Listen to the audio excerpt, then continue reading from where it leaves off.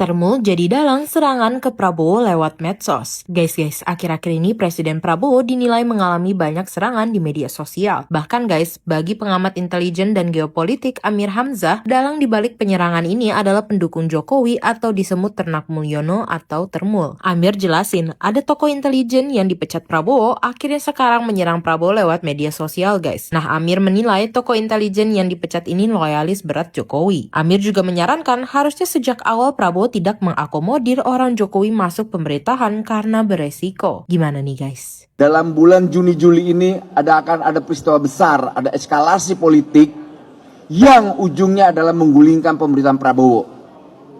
Dan konsolidasi ini sudah selesai dan sudah matang. Konsolidasi sipil, konsolidasi mahasiswa, konsolidasi buruh, konsolidasi kelompok sipil society dan semuanya. Tinggal butuh satu pemicu, dan 98 jilid 2 akan terjadi tidak lama lagi. Jika Pak Prabowo tidak peka terhadap kejadian ini, kita sudah lihat dolar semakin tinggi, indeks harga saham gabungan kita juga udah babak belur. Itu adalah salah satu indikator bahwa ke depan nanti ada gejolak sosial yang indikatornya adalah gejolak ekonomi. Sudah ada selentingan dari orang-orang yang tidak percaya lagi Prabowo menyatakan, bagaimana kalau kita pakai taktis aja dulu? Apa? Dia bilang begini, kita pura-pura bergabung sama geng Solo, oligarki Parcok. Setelah itu, kita tinggal kudeta lagi. Kudeta militer. Ya. Nah, saya bilang, wah ngeri, agak ngeri. Kenapa? Ini kendaraan besar loh, oligarki Parcok nih. Uangnya banyak, kekuasaan masih dipegang, apa segala. Ini bisa goyang. Dan ini, saya was-was sekali dengan opini itu. Saya sampai judul ini saya pikir yang paling senang dengan judulnya adalah Termul dan Jokowi. Ya. Karena mereka lah yang sebenarnya yang ingin memaksulkan Prabowo. Bukan orang-orang yang dalam ruangan ini. Ya. Yang ingin memaksulkan itu adalah Jokowi dan Termul. Jadi kita harus luruskan pernyataan ini.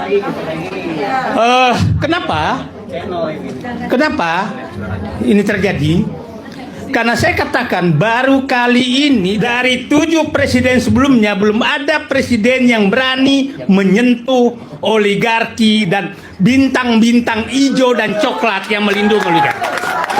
Dan mereka marah semua kepada Prabowo. Mereka marah semua. Karena politisi busuk berlindung di oligarki dan bintang. Jadi mari kita sangat jernih melihat. Coba lihat gerakan yang terjadi.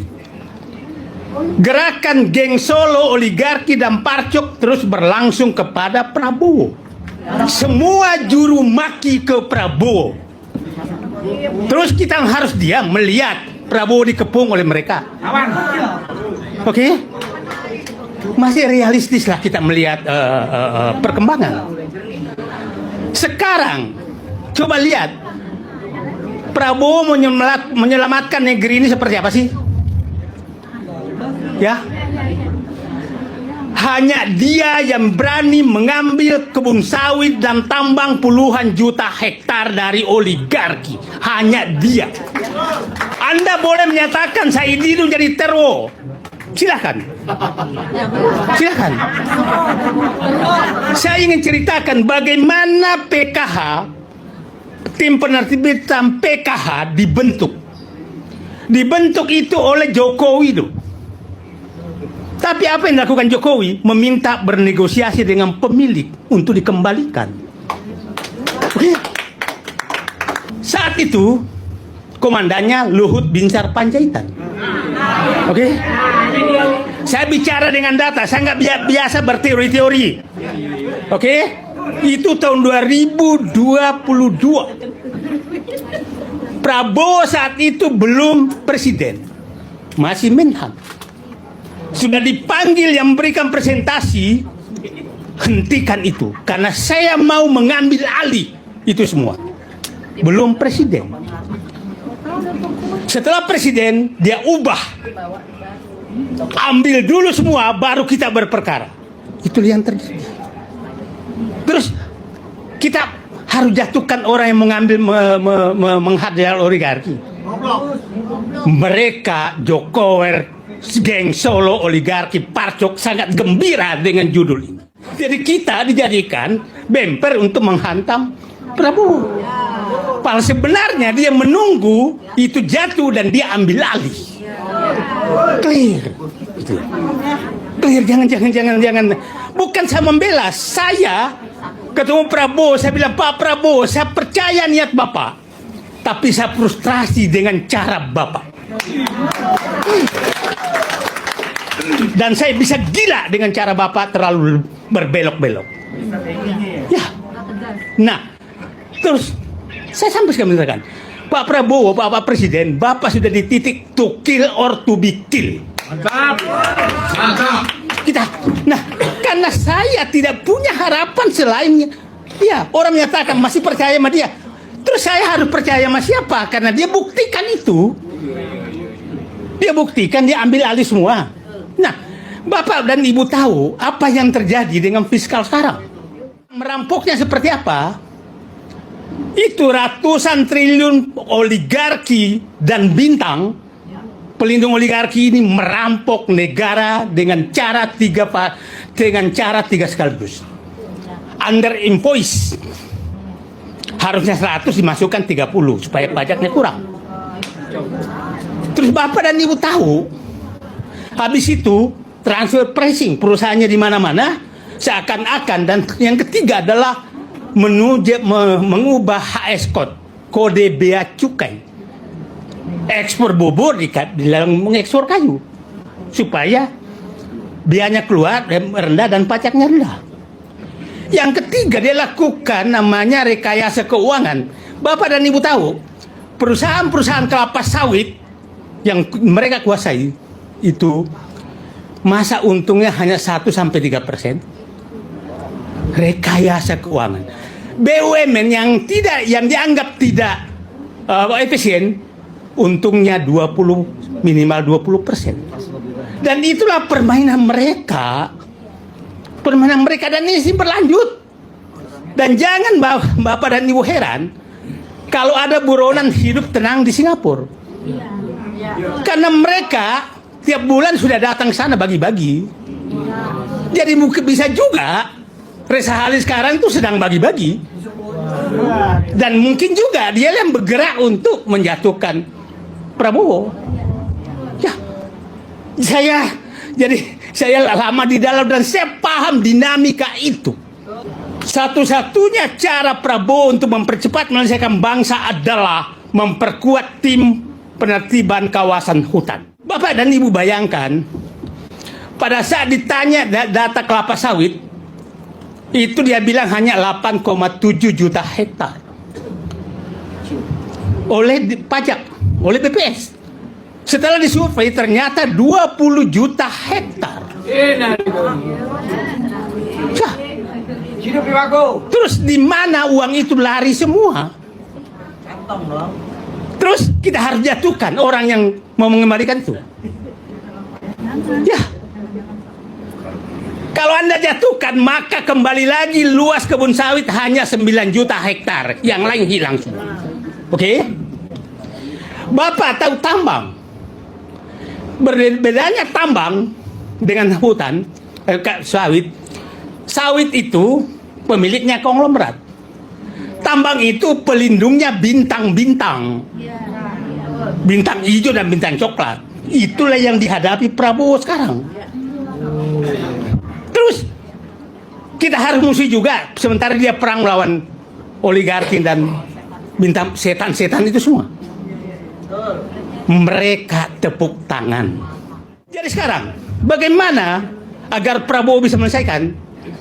Saya menyatakan yang bisa kita harapkan sekarang adalah tim penertiban kawasan hutan yang dipimpin oleh Syafri Samsudin. Itu yang kita harapkan melakukan ini semua. Dan politisi busuk saya yakin betul, walaupun diam-diam dia lebih senang jawab Prabowo jatuh. Karena Prabowo akan menertibkan mereka dari sogokan para oligarki. Presiden Prabowo menghadapi dua persoalan sekaligus. Satu, utang yang ditinggalkan oleh Joko Widodo. Ya. Yang kedua, geopolitik.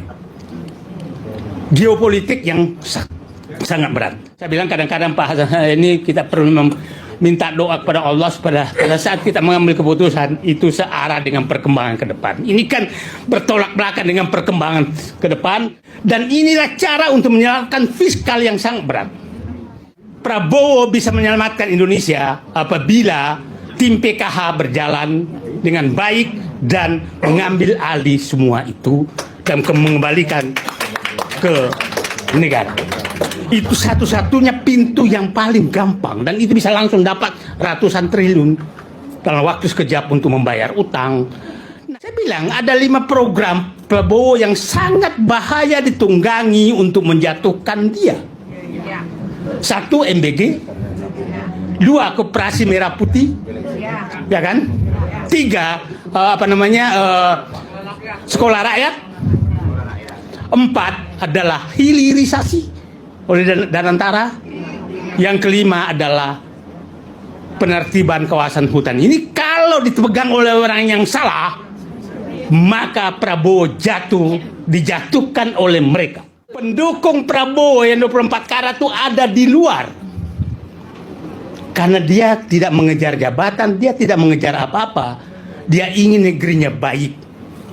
Bukan mengejar jabatan, bukan bunglon yang setiap saat bisa berubah. Dan saya bisa pertanggungjawabkan kata-kata saya. Benar-benar aneh pendukung Gibran dan Jokowi. Setiap kali saya kritik tajam terhadap Jokowi dan Gibran, pendukungnya langsung memprovokasi saya untuk menyerang Presiden Prabowo. Saya kritik Gibran dan Jokowi entah soal dinasti politik yang busuk, proyek-proyek yang merugikan rakyat, dengan warisan utang yang menggunung, atau warisan otoritarianisme yang terselubung, pendukung mereka langsung mengamuk membabi buta. Bukan membantah dengan fakta atau argumen logis, melainkan langsung menyerang dengan provokasi murahan melalui komen-komen yang nadanya seperti ini. Serang Prabowo juga dong, berani nggak? Kok cuma berani kritik Jokowi, pengecut? Gibran kan cuma wapres, presidennya juga serang. Kok bisa ya? Pendukung Gibran dan Jokowi malah provokasi saya untuk menyerang Prabowo.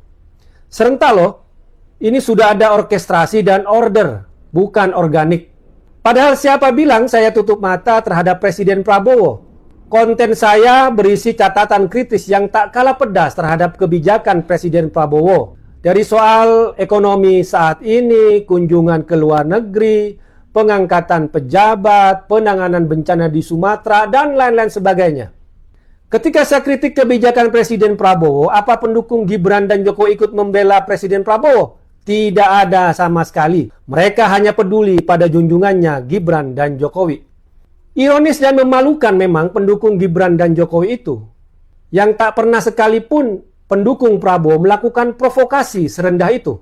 Ketika saya kritik Prabowo habis-habisan, mereka tak berteriak, serang Jokowi juga, atau Gibran lebih parah. Tidak ada. Inilah yang membongkar kebusukan mentalitas pendukung Gibran dan Jokowi, fanatisme buta yang tak mampu menerima kritik terhadap dinasti mereka. Mereka begitu lemah sehingga satu-satunya senjata adalah memprovokasi orang untuk menyerang Prabowo, seolah-olah itu bisa menutupi dosa-dosa idola mereka. Provokasi pendukung Gibran dan Jokowi justru membuktikan kekerdilan kalian sendiri.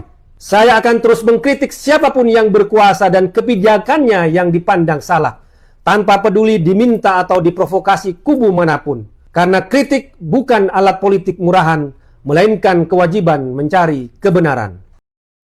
Selama ini publik tuh berpikir kalau program MBG murni mahakaryanya Pak Prabowo dari nol. Hello, wake up bos! Yuk kita mundur dikit ke Agustus 2024. Di detik-detik terakhir sebelum lockout dari istana, si Joko Dok tuh tiba-tiba ngeluarin Perpres nomor 83 tahun 2024. Isinya apa? Ya isinya tentang BGM lah, pembentukan BGM. Jadi mesin program ini tuh udah dipanasin, rangkanya udah dirakit, dan payung kelembagaannya udah dibikin sama si Joko Dok buat dioper ke Pak Prabowo. Niatnya sih kelihatan mulia banget. Katanya biar transisi smooth kayak jalan tol baru gitu deh. Tapi tunggu dulu bos. Sekarang lihat realitanya. Kok bisa ya program andalan ini malah ambiar dan penuh masalah juga kontroversi? Menurut analisis liar gue menduga ini tuh bukan sekedar kelalaian admin yang gaptek atau birokrasi yang lelet. Ini kok baunya kayak sabotase terstruktur. Kita pakai logika deh. Kalau program strategis ini rusak dari dalam, siapa yang paling hancur namanya? Ya Pak Prabowo lah. Rakyat bakal teriak, ya omon-omon, kredibilitas Pak Prabowo nyungsep, trust isu rakyat meledak. Jangan-jangan nih ya, pentolan di BGN si Dadan Hindayana itu cuma kuda Troya doang.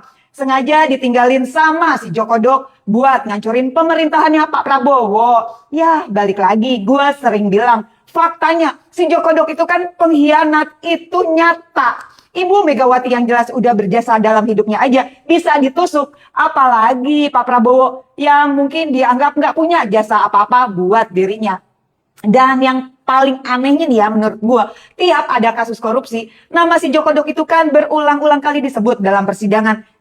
Tapi kok hukum kita mendadak pada kena silent treatment? Boro-boro diperiksa, dipanggil buat ngopi sambil ditanya-tanya aja nggak pernah tuh. Kenapa sih kalian tuh pada mendadak sungkem semua kalau dengar nama si Joko Dok? Punya kartu as apa sih Joko Dok? Sampai semua institusi mendadak kicep. Makanya lewat video ini gue cuma mau nitip pesen buat Kejaksaan Agung, KPK, pokoknya semua aparat penegak hukum. Please, tunjukin dong taringnya. Jangan jadi pengecut dan pecundang. Cuma berani sama kroco. Ini negara hukum, bukan kerajaan si Joko Dok. Paham kalian? Ada 4 pilihan. Yang pertama, Prabowo menyelesaikan masa jabatan sampai 5 tahun. Yang kedua, Prabowo 2 periode. Yang ketiga, Prabowo turun tengah jalan, digantikan oleh wakilnya Gibran. Yang keempat, Prabowo dan Gibran turun aja, diganti yang baru. Kira-kira yang mana nih yang banyak? 1, 2, 3, 4? Coba komentar. Asik-asikan aja ini, Mbak. Saya ingin mengingatkan pada saudara sebangsa tanah air bahwa ritme pergantian kekuasaan per 5 tahun sekali sesuai Undang-Undang Dasar Indonesia 1945 harus kita pertahankan supaya tidak ada pemerintahan pusat yang diturunkan di tengah jalan. Nah, saudara, pasal-pasal Undang-Undang Dasar yang berkaitan dengan pemakzulan atau impeachment terdiri dari pasal 7B yang terdiri dari 7 ayat.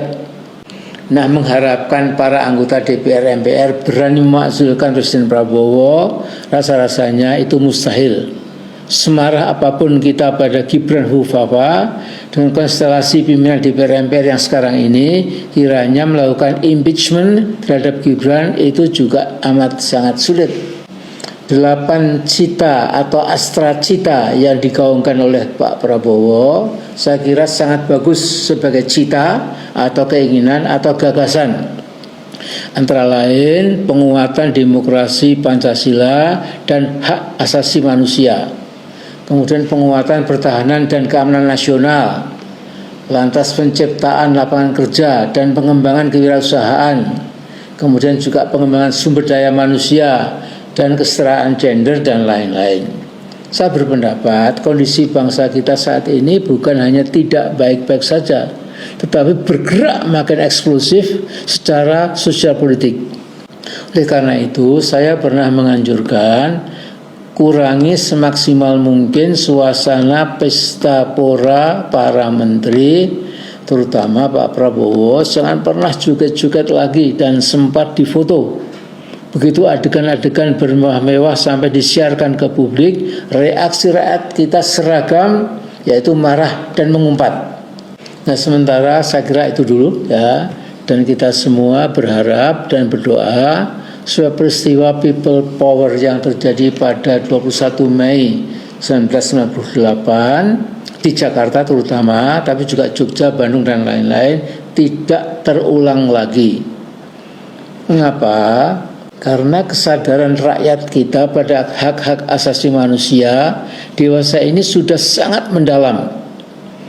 Sehingga kalau sampai terjadi semacam people power lagi, maka scale dan magnitude sudah berkali-kali lebih besar dibandingkan yang terjadi 30 tahun yang lalu.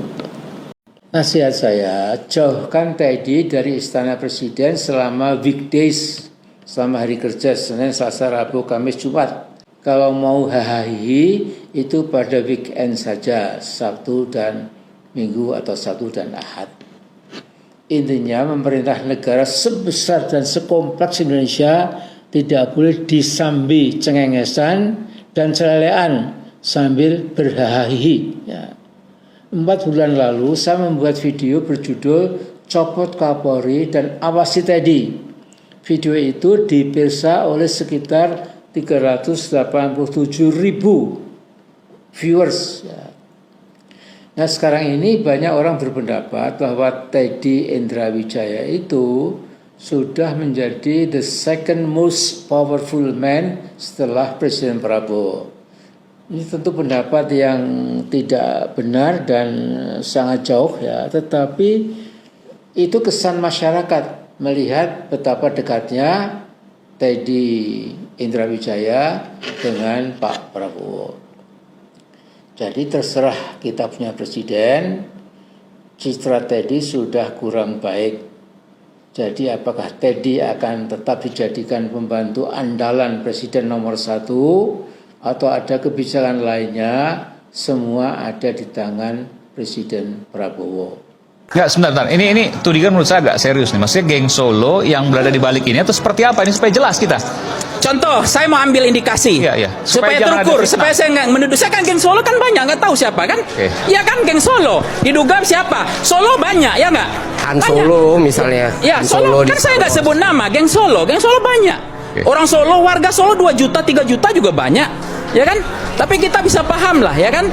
Contoh, saya dengarkan menteri yang geng Solo ini misalnya, kan nggak tahu juga menteri apa. Ada yang ngomong menterinya ukuran pinggang saya dibilang cepat mati, ya kan? Terus ada yang bilang pendapatan 15 juta ke atas itu lebih pintar dan lebih sehat. Ngomong menterinya kayak begitu. Ada tanah yang nganggur akan disita negara, ya kan? Ada menteri yang unik lagi bicara tentang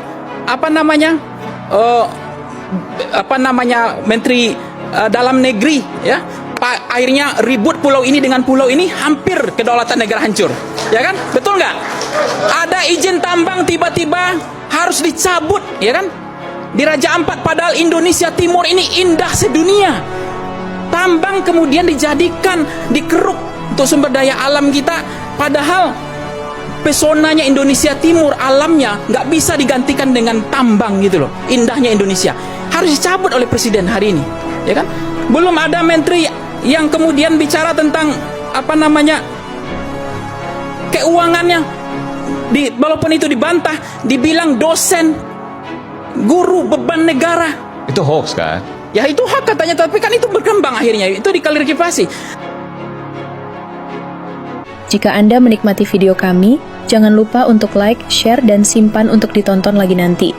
Pastikan juga untuk follow, subscribe, dan nyalakan lonceng notifikasi agar Anda tidak ketinggalan konten terbaru dari kami. Terima kasih atas dukungannya.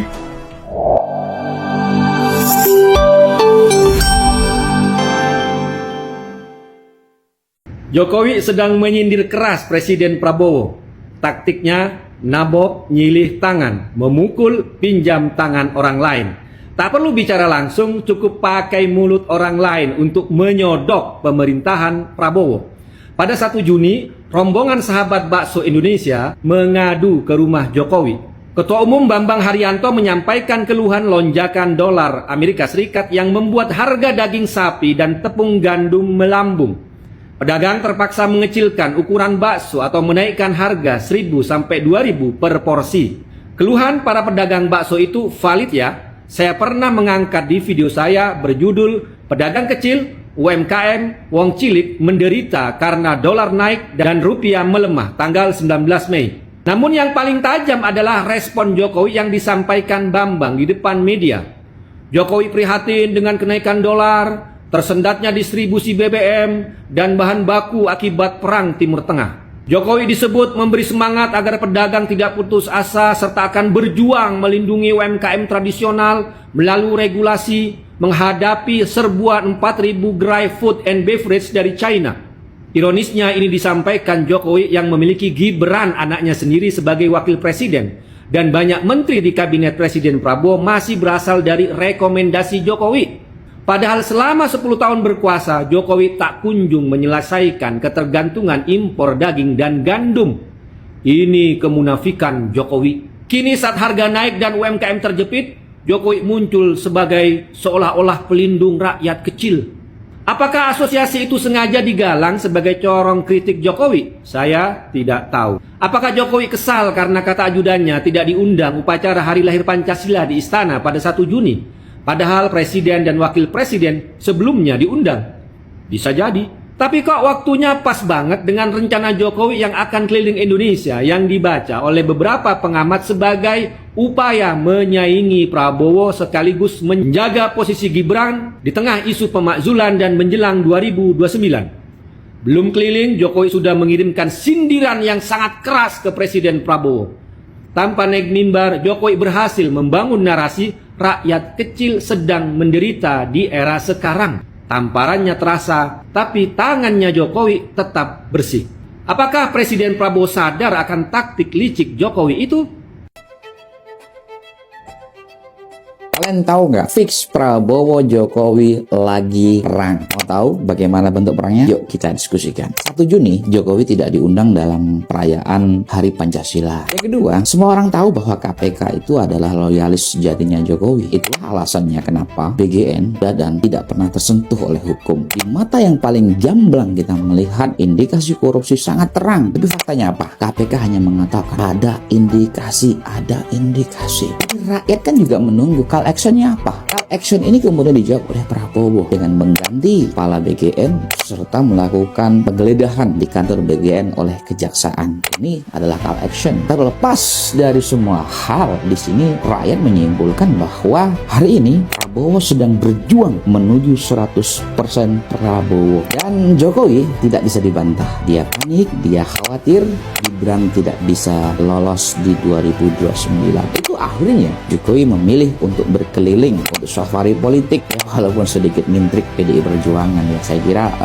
tidak kapasitas baik Jokowi ataupun PSI untuk nyentil-nyentil PDI Perjuangan. Bagaimanapun yang namanya barang buangan tentu nilainya tidak mahal. Saya kira konteks daripada pencopotan Dadan dan sekaligus penggerbekan kantor BGN, inilah makna yang tersembunyi di balik sebuah peristiwa. Kalian gimana? Yuk kita diskusi. Mari perkaya perspektif. Oke, lucu emang 10 plus 6, 17. Tapi jangan sampai hal kecil kayak gitu yang receh-receh ngedistract kita dari apa yang jauh lebih penting, yang lebih gede nih sekarang.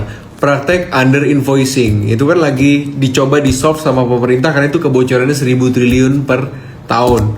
Selama ini udah 16.000 triliun tuh selama kalau saya 30 tahun terakhir yang Pak Prabowo sempat pidato di DPR. Yuk kita kawal nih, kan itu perlu dikawal strateginya gimana, implementasinya udah bener apa belum, solusi pemerintah. Kemarin gue review anggaran, dikiranya gue kontra pemerintah. Enggak juga, gue pro duit. Pokoknya ada duit kita jaga aja. Sekarang nih lagi bagus inisiasinya, under invoicing mau disikat. Ayo sama-sama nih, jangan sampai kita nih masyarakat lupa akhirnya ke distract sama hal-hal leceh 10 per 6 sampai dengan 17 apa gitu-gitulah, nggak penting. Selama 34 tahun apa yang terjadi? Yang terjadi adalah apa yang disebut under invoicing. Under invoicing adalah sebenarnya fraud atau penipuan yang mereka jual, yang dijual oleh pengusaha-pengusaha tidak dilaporkan yang sebenarnya. Banyak di antara mereka membuat perusahaan di luar negeri. Dia jual dari perusahaan dia di dalam negeri ke perusahaan dia di luar negeri yang harganya jauh di bawah harga yang sebenarnya. Ini yang terjadi. Sekali lagi, ini adalah data dari PBB. Karena begini, katakanlah kita bisa bohong di pelabuhan Indonesia, kita bisa bohong di negara kita kirim 10.000 ton batu bara, kita hanya laporkan 5.000 ton. Bisa di Indonesia. Di sana tidak bisa, di sana dicatat. Itu terjadi pada kelapa sawit. Itu terjadi hampir semua komoditas. itu adalah penipuan di atas kertas. Ada lagi penyelundupan. Ada lagi penyelundupan melalui pelabuhan.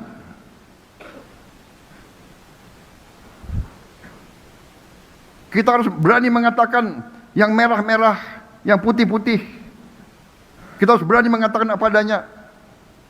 Kita harus perbaiki lembaga-lembaga pemerintah kita.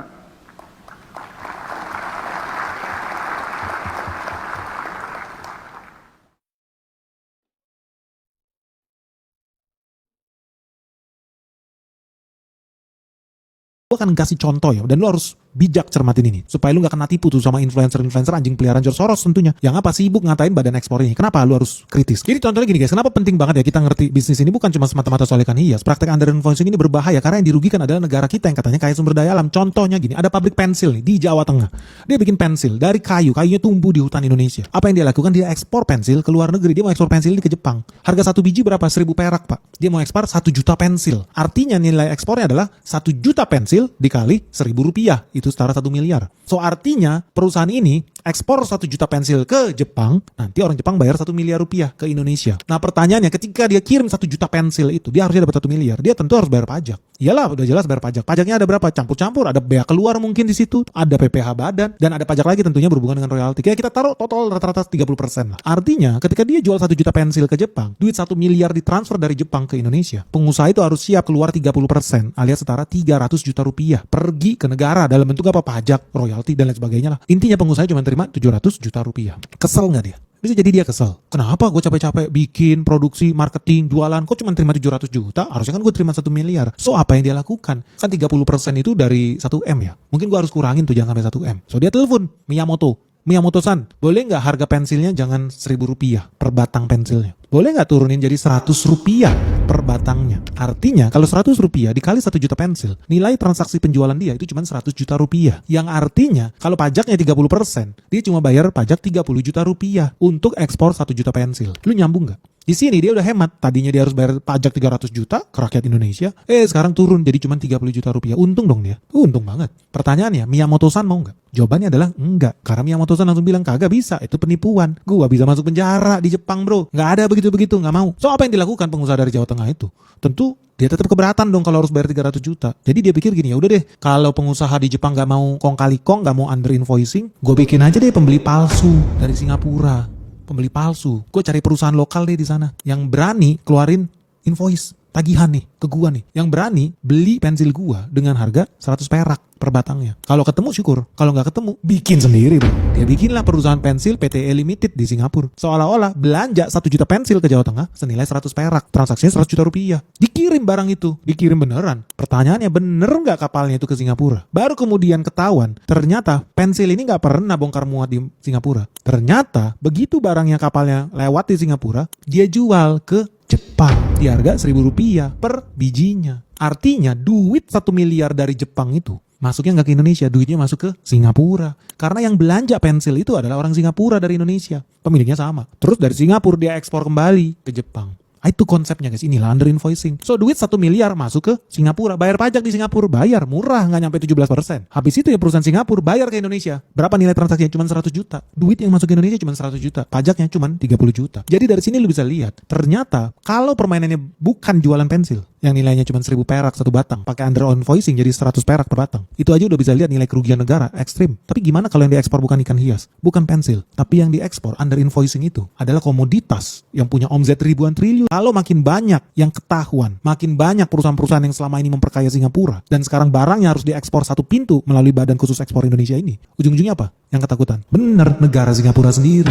Makanya dari kemarin mereka sibuk buang duit triliunan buat nyerang pemerintah Indonesia, buat mengadu domba rakyat Indonesia dengan pemerintahnya sendiri. Lihat CNA, langsung bikin berita, Indonesia harusnya nggak boleh dong bikin ekspor satu pintu. Kok lu jadi ngatur-ngatur negara kita? The Straits Times langsung tata bahasanya bilang sama persis juga, Indonesia mau kontrol langsung. Monopoli dong ini, nggak boleh dong. Sampai Bloomberg bilang apa tuh? Prabowo mau grab control Indonesia top commodities export, seolah-olah ini tindakan diktatorship. Enggak, ini tindakan rasional yang wajar. Kita tersinggung sebagai rakyat Indonesia, duit kita lari ke negara lain. Sibuk bikin MRT di negara lain, bikin maju rakyatnya, bikin maju negaranya, kita nggak dapat apa-apa.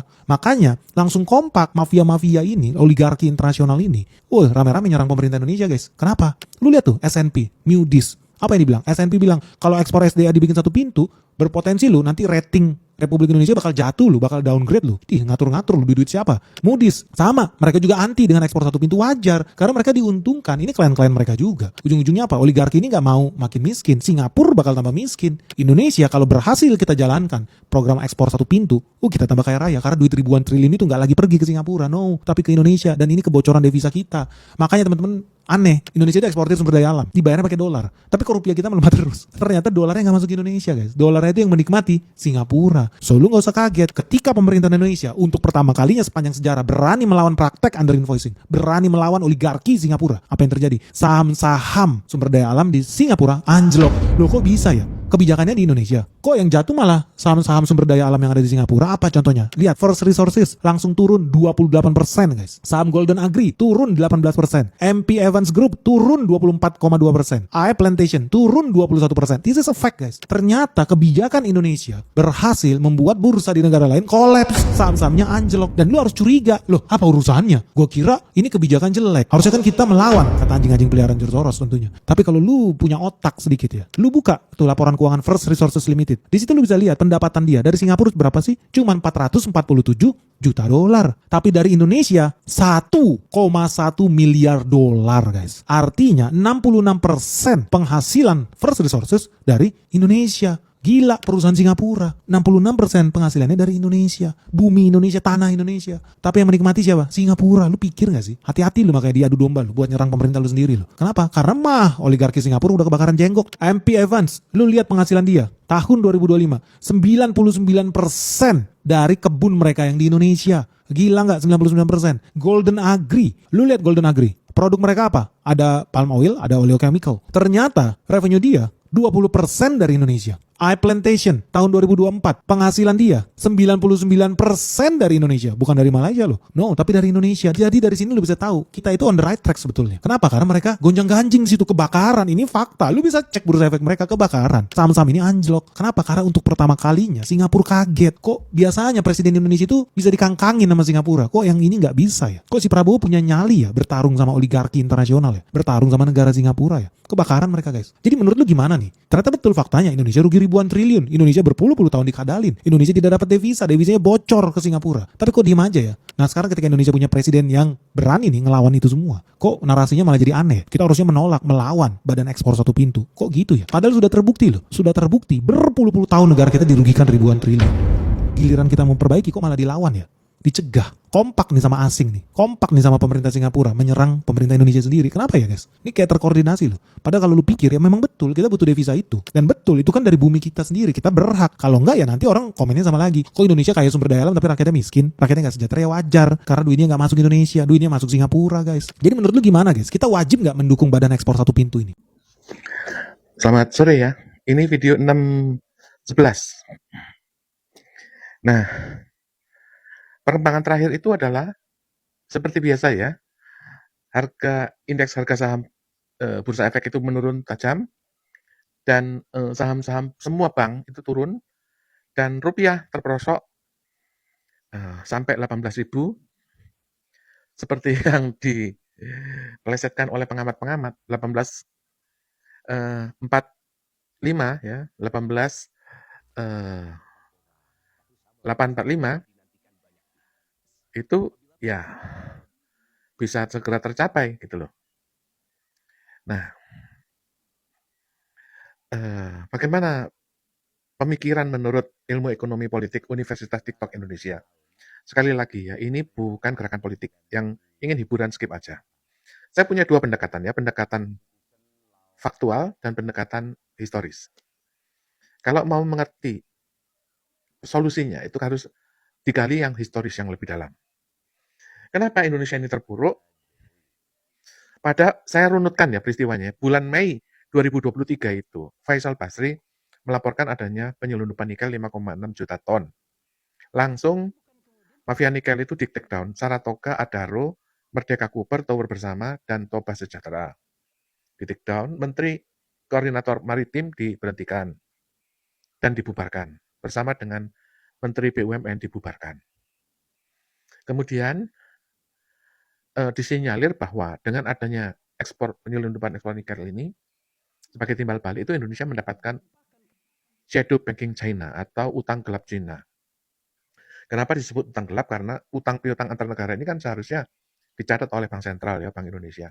Tapi ternyata bludus dan blusuk langsung lolos dari monitoring Bank Indonesia. Nah, Amerika tentu menegur praktek SBC ini sehingga dilakukanlah ketika Trump naik Januari 2025 itu langsung terjadi perang tarif. Dan pada bulan Mei tahun 2025 itu Perdana Menteri Li Qiang datang ke Jakarta menandatangani akad perjanjian utang gelap Cina. Yang tadinya itu utang gelap menjadi utang terang. Sehingga langsung Cina itu mengalami kudeta militer, 12 jenderal di Cina itu anggota Politbiro itu dibunuh semua. Dari 7 orang anggota Politbiro itu ibaratkan Panglima TNI, Wakil Panglima TNI, Kasat, Kasal, 5 orang itu dibunuh. Jadi sekarang itu terjadi kekosongan di Politbiro Cina. Di Indonesia itu langsung Prabowo di-warning oleh MSCI bahwa praktek-praktek utang gelap Cina ini melanggar jurisdiksi, ngapain Bank Sentral Cina mengutangi Indonesia. Itu udah offside. Tapi ternyata Purbaya ini rada goblok ya, dan rada oon seperti Oneng, dia itu menolak utang atau uluran tangan IMF. IMF udah tahu bahwa Indonesia itu over, utangnya over. Sudah mencekik leher karena ada utang di Bank Dunia, 9.000 triliun, lalu dia ngutang ke Cina. Ngutang ke Cina itu ibarat kata gini, seperti kamu punya KPR di Bank BCA, lalu kamu mengambil pinjol. Otomatis bunganya BCA itu naik, karena resiko kamu terekspos dengan utang pinjol itu menyebabkan kamu makin terpuruk gitu loh.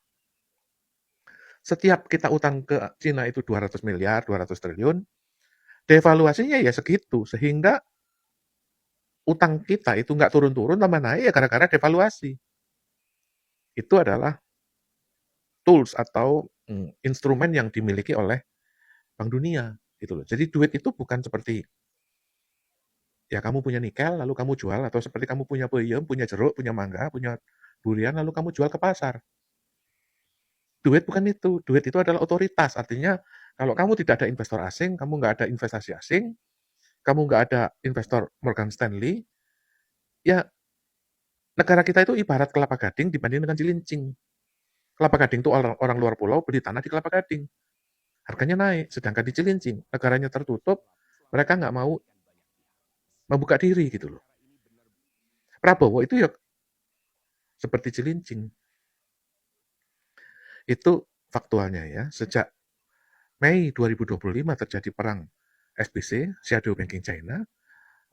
Cina itu dikudeta 12 jenderalnya dibunuh. Di Indonesia bulan September 2025 itu Jokowi diracun melalui operasi Mumi. Kemudian pada bulan Januari 2026 MSCI memberi warning, outlook Indonesia itu negatif. Artinya kredit ratingnya bakal turun. Maka semua saham-saham itu konglomerat anjlok semua. Miskin berjemaah. Ya. Nah, itu dari sisi faktual. Penjelasan saya ini 20 menit tapi akan segera selesai. Bagaimana dengan penjelasan historis? Sistem Indonesia itu menganut sistem VOC. Itu sudah 300 tahun. Jadi gini, VOC itu datang ke Jakarta, ke Indonesia. Itu diberontak oleh Sultan Agung. Ya, Sultan Agung itu kan raja tertinggi ya di Indonesia, di Jawa. Jadi dia melawan VOC. VOC itu kalah, sehingga VOC itu memberikan hak mandat pemangku negara kepada cucunya Sultan Agung, disebut Pangeran Sambernyowo. Nah, Pangeran Sambernyowo ini Raja Jawa seperti Diponegoro dan seperti Sultan Agung. Dia Raja Jawa. Oleh karena itu, sejak 1757, sistem VOC itu diadaptasi bersama dengan Raja Jawa. Melalui 5 hak Raja Jawa, yaitu hak mandat oktroy. Kamu pelajari di Google. Hak oktroy itu ada 5. Hak menyatakan perang, hak mencetak mata uang, hak kehakiman, hak agraria, dan hak satu lagi saya lupa. Coba kamu pelajari. 5 hak oktroy. Jadi, sistem kepemimpinan Indonesia itu melalui pemangku negara atau Perdana Menteri. Pertama adalah Mangkunegoro I. Artinya Mangkunegoro I itu adalah pemangku negara satu. Tahun 1757. Nah, dengan bergabungnya Mangkunegoro kepada sistem VOC, merger, lalu VOC memberi mandat kepada Mangkunegoro 1, 2, 3, 4, 5, 6. Mandatnya apa? Mandatnya untuk memungut pajak ekspor palawija dan karet Indonesia itu ke Eropa, dipotong 30%, dimasukkan rekening Swiss.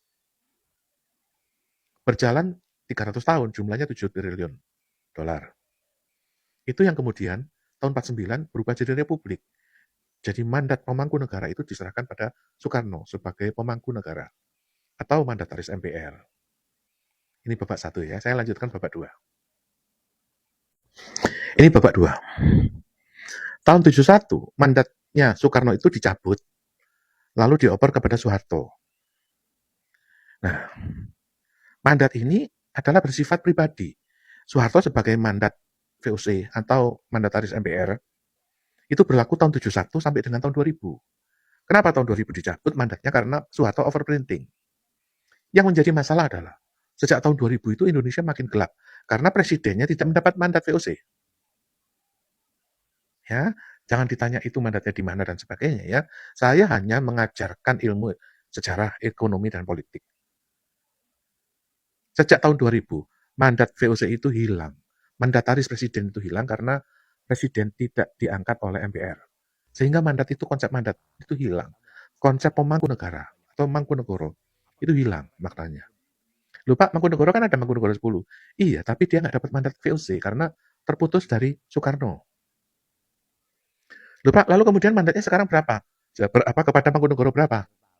Nah, sebelum saya jelaskan ya, sejarah kelam Republik ini tersesat karena sejak Gus Dur, Megawati, Susilo Bambang Yudhoyono, dan Jokowi, mereka itu terperosok oleh bocoran Letnan Jenderal Suryo Wiryo Hadiputro. Ini bangsatnya Mangkunegoro yang salah informasi seolah-olah mandatnya itu dari Soeharto diserahkan kepada Letnan Jenderal Suryo Wiryo Hadiputro. Jadi selama sepanjang tahun 2000 sampai 2024, itu negara kita itu dikecoh oleh mandatnya Soeharto yang dipegang oleh Letnan Jenderal Suryo Wiryo Hadiputro. Ini bangsatnya di situ. Lah bagaimana mungkin mandatnya seperti gini ya, saya mengambil BPKB yang mobilmu yang ada di Adira. Kamu menyerahkan mandat kepada saya, surat kuasa untuk mengambil BPKB yang ada di Adira. Nah, surat yang diterima Soeharto itu void, batal. Bagaimana kemudian saya yang surat mandat kuasa itu batal, lalu saya menunjuk si Aceng ini sebagai penerima mandat lain. Ya bagaimana mungkin mandatnya Soeharto itu void, lalu Soeharto membuat mandat kepada Letnan Jenderal Suryo Wiryo Hadiputro. Sejak Gus Dur, Megawati, Susilo Bambang Yudhoyono, Jokowi, goblok semua, menggunakan referensi surat mandat Soeharto kepada Letnan Jenderal Suryo Wiryo Hadiputro. Itu mandat bodong. Makanya sekarang itu, kenapa kok MSCI itu marah-marah? Kenapa IMF kok marah-marah? Kenapa mereka melarang kita itu utang ke Cina? Karena ada penerima mandat yang mengaktifkan mandat itu tahun 2023. Kenapa mandat itu diaktifkan? Gara-gara Suryo Wiryo Hadiputro mati. Kalau nggak mati, itu mandat Soeharto itu masih bergentayangan. Dan Prabowo juga ikut goblok menerima mandat bodong dari Letnan Jenderal Suryo Wiryo Hadiputro. Dampaknya apa? Dampaknya adalah ketika bulan Mei 2023 mandat itu diaktifkan, langsung dilakukan perang ekspedisi shadow banking China. Penjahatnya itu adalah Xi Jinping. Karena dia yang ngutangi Indonesia melalui utang tersembunyi Cina. Itulah yang menyebabkan rupiah terpuruk. Kenapa? Ibarat kamu ya punya KPR di BCA, lalu kamu ngutang pinjol. Otomatis bank BCA itu menaikkan bunga. Itu yang terjadi dengan otoritas moneter nilai tukar rupiah naik itu atau jatuh ya karena ada penyelewengan utang Bank Dunia itu tidak dilanjutkan atau tidak diaktifkan, malah lari ke pinjol Cina. Asalnya begitu. Bagaimana caranya supaya menyembuhkan Indonesia di masa depan? Ditata. Kepemimpinan Indonesia menurut sistem VOC yang sudah 300 tahun. Kamu bisa nangis-nangis kejar-kejar. Kalau tidak ada mandataris MPR, maka Amerika yang mengutang duit Soeharto 7.500 triliun pada bulan Juni 2025, Desember 2025, dan pada tanggal 1 Juni kemarin 2026, Amerika nggak akan ngaku karena tidak ada mandat yang penerima mandat atau surat kuasa MPR yang berhak terhadap akses duit VOC yang ada di Indonesia. Kalau sudah ada mandataris MPR, itu permulaan yang baik ya. Gitu. Nah, kembali lagi ke sejarah ya. Era-era kejayaan itu di Indonesia ya, itu dikuasai oleh Brahmana. Sejak abad 12 ya, itu Brahmana di Jenggala, Raja Jawa yang terbesar di Kediri, itu nggak puas dengan Kertajaya, sehingga mereka mengimpor jagoan dari luar, yaitu Kenaro. Oke, nah tahun abad ke-16 ya, Majapahit pun runtuh. Brahmananya masih ada, yaitu birokrat-birokrat yang menteri-menterinya Majapahit. Ya, yang jatuh itu kan Raja Brawijaya V. Nah, Brahmananya itu mencari tokoh yang baru yang disebut Joko Tingkir. Nah, Brahmananya Soeharto itu sejak tahun 2000 itu masih kaya raya seperti Nono Anwar Makarim ya. Adiknya itu adalah Zaki Anwar Makarim. Itu kepala BAIS. Ya, sampai anaknya itu kaya raya, Nadiem Makarim masuk dihukum, dijeblosin, didenda 4 triliun. Duit mbahnya, neneknya, sampai duit Soeharto juga nggak cukup untuk bayar denda itu. Gitu loh. Jadi pejabat-pejabat itu sekarang itu adalah keturunan Soeharto, keturunan Orde Baru. Sekali lagi ya, Nono Anwar Makarim, bapaknya Nadiem Makarim, itu orang kaya, pejabat era Soeharto. Adiknya Nono Anwar Makarim itu adalah Zaki Anwar Makarim, itu kepala BAIS. Ya, jadi pejabat-pejabat inilah seperti anaknya Muhammad Risa Khalid, itu kan adalah pengusaha yang zaman Tutut Soeharto. Dia manajernya Mbak Tutut untuk ngurusi minyak. Dia yang menguasai minyak sejak zaman Soeharto. Sekarang masuk penjara anaknya. Padahal anaknya itu nggak salah. Yang salah bapaknya, tapi ya anaknya yang masuk. Sama dengan Nono Anwar Makarim. Sekarang itu pengusaha-pengusaha Soeharto, contohnya Surya Paloh bangkrut, Haritanu bangkrut, Prayogo Pangestu bangkrut, Sukanto Tanoto itu dulu punya Inti Indorayon, lalu kemudian diambil alih oleh sponsornya menjadi Toba Pulp Lestari, sekarang diambil oper oleh negara, bangkrut. Di Lampung itu ada Sugar Group Company, itu punya 1 juta hektar lahan tebu, disita negara. Jadi era Brahmana Soeharto itu pun sekarang jatuh miskin. Ibarat kata Mbak Tutut juga miskin. Edward Suryajaya, minggu lalu saya ketemu, miskin. Ya, Erick Thohir, Sandiaga Uno, Wahyu Trenggono, miskin. Kenapa? Karena Morgan Stanley itu cabut dari Indonesia, sahamnya rontok semua. Nggak ada saham yang bertahan, semua saham rontok. Yang bagus, yang paling bagus itu Bank BCA rontok. Kenapa? Pemain luar negerinya itu keluar. Ibarat kata, Sintayong itu keluar, gitu loh. Sehingga Sintayong itu kan punya koneksi dengan pasar pemain-pemain judi bola. Sintayongnya nggak ada, apanya yang mau diapain? Yang mau dimainin? Koneksinya kan melalui Sintayong, kalau mau memenang.